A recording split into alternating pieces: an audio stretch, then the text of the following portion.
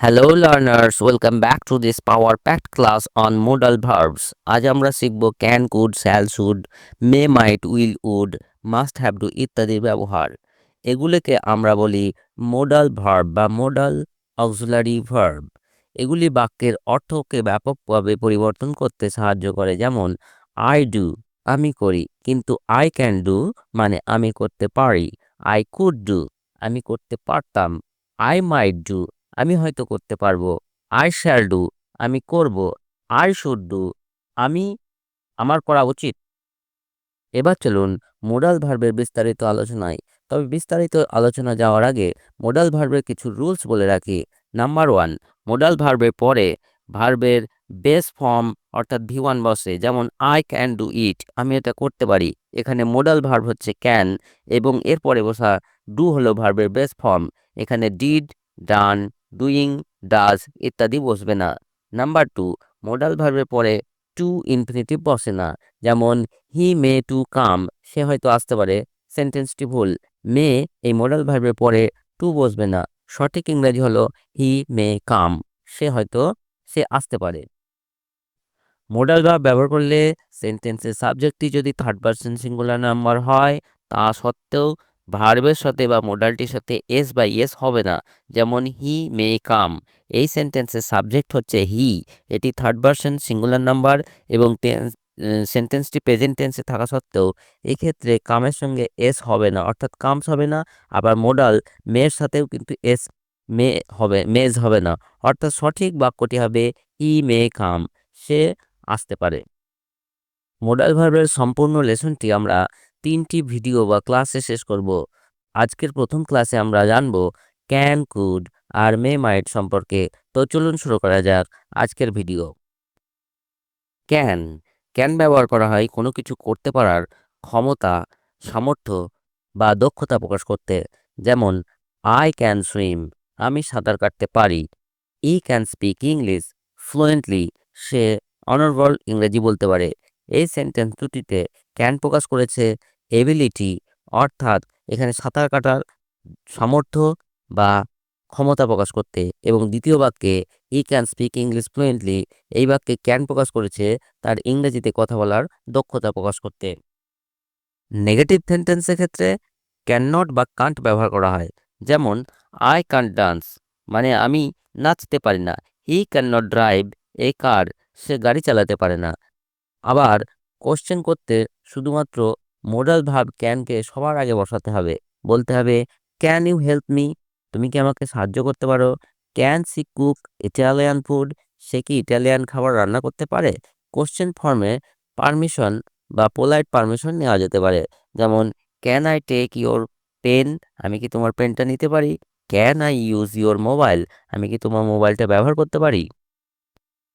Could could expresses past ability অতীতের কোনো সামর্থ্য বা দক্ষতা প্রকাশ করতে কুড ব্যবহার করা হয়। যেমন I could run fast when I was a child ছোটবেলায় আমি দ্রুত দৌড়াতে পারতাম।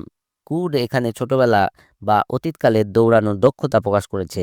She could understand Spanish say Spanish বুঝতে পারত। নেগেটিভ করতে কুড নট বা কুডন্ট ব্যবহার করা হয়।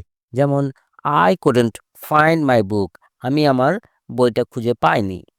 হি কুডন্ট ফিনিশ হিজ হোমওয়ার্ক সে তার হোমওয়ার্কটা শেষ করতে পারেনি। কোশ্চেন বা প্রশ্ন করতে কুডকে সবার আগে বসাতে হবে। Could he solve the problem সে কি তার সমস্যাটা সমাধান করতে পেরেছিল। আবার কোশ্চেন ফর্ম ব্যবহার করে পোলাইট রিকোয়েস্ট বা বিনীত অনুরোধ করা হয়। যেমন could you please open the window তুমি কি দয়া করে জানলাটা খুলতে পারবে। Could I use your phone please আমি কি তোমার ফোনটা ব্যবহার করতে পারি। এই রিকোয়েস্ট কিন্তু প্রেজেন্ট বা বর্তমান কালের জন্য ব্যবহার করা হয়। আবার ভবিষ্যতের সম্ভাবনা বোঝাতেও কুড ব্যবহার করা যেতে পারে। যেমন ইট কুড রেইন লেটার পরে বৃষ্টি হতে পারে। এরপর মে মে এক্সপ্রেসেস পসিবিলিটি সম্ভাবনা বা হতে পারে এই টার্মটি প্রকাশ করতে। ইট মে রেইন টুডে আজ বৃষ্টি হতে পারে। শি মে কাম লেটার সে পরে আসতে পারে। মাইট ব্যবহার করেও কিন্তু সম্ভাবনা প্রকাশ করা যায়। তবে মে মাইটের একটা তফাৎ আছে। কোনো ঘটনা ঘটার সম্ভাবনা যদি 50-50 হয়, অর্থাৎ হতেও পারে বা নাও পারে, বোঝাতে মে ব্যবহার করা হয়। যেমন he may be at home, সে বাড়িতে থাকতেও পারে নাও পারে, 50-50 চান্স আছে। কিন্তু মাইট ব্যবহার করলে হি মাইট বি অ্যাট হোম, সে হয়তো বাড়িতে থাকতে পারে। এক্ষেত্রে তার বাড়িতে থাকার সম্ভাবনা অনেকটা কম বা অনিশ্চিত। হয়তো এই টার্মটির ব্যবহারের জন্য মাইট বসে। যেমন ইট মাইট রেইন টুডে, আজ হয়তো বৃষ্টি হতে পারে, মানে না হওয়ার চান্সই বেশি। নেগেটিভ সেন্টেন্সের ক্ষেত্রে মে মাইটকে এরপরে নট বসে। যেমন he may not like the food, সে হয়তো খাবারটি পছন্দ নাও করতে পারে। She might not join us, সে হয়তো আমাদের সাথে যোগ দেবে না। কোশ্চেন বা প্রশ্ন করতে মে মাইটকে সবার সামনে এনে বলতে হবে। মাইট সি কল ইউ লেটার, সে কি তোমাকে পরে ফোন করতে পারে। কোশ্চেন ফর্ম ব্যবহার করে আনুষ্ঠানিক অনুমতি চাওয়া হয়। যেমন মে আই সিট হেয়ার, আমি কি এখানে বসতে পারি। মে আই কাম ইন, আমি কি ভিতরে আসতে পারি। আবার পারমিশন দিতে পজিটিভ সেন্টেন্সে মে ব্যবহার করা হয়। যেমন students may use the library, শিক্ষার্থীরা লাইব্রেরি ব্যবহার করতে পারে। হাইপোথেটিক্যাল সিচুয়েশন বা অবাস্তব কল্পিত অবস্থায় মাইট ব্যবহার করা হয়, মে নয়। If I had studied harder, I might have passed the exam. If I studied harder, I might have passed the exam.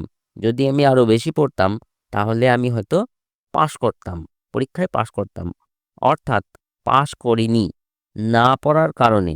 এটি অতীত কাজের একটা আক্ষেপ। হাইপোথেটিক্যাল সিচুয়েশনের ক্ষেত্রে মে পরিবর্তে মাইট ব্যবহার করতে হবে। তাহলে আজকের ভিডিওতে আমরা শিখলাম মোডাল ভার্ব কোনগুলি, মোডাল ভার্ব কিভাবে বাক্যের অর্থ পরিবর্তন করে, মোডাল ভার্ব ব্যবহারের কিছু নিয়মাবলী, যেমন মোডাল ভার্বের পরে টু বসে না, ভি1 বসে। ক্যান, কুড, মে, মাইটের সমস্ত দিকের ব্যবহার, তাদের পজিটিভ, নেগেটিভ এবং ইন্টারোগেটিভ ফর্ম। তা এই ছিল মোডাল ভার্ব সিরিজের প্রথম ভিডিও। দ্বিতীয় ভিডিওতে আমরা শ্যাল, শুড, উইল, উড এর বিস্তারিত আলোচনা করব। ভিডিওটি কেমন লাগলো কমেন্টে অবশ্যই জানাবেন। আর টুকটাক ইংলিশ চ্যানেলকে অবশ্যই যেন সাবস্ক্রাইব করে রাখবেন, যাতে পরবর্তী ভিডিও কোনো মতেই মিস না যায়।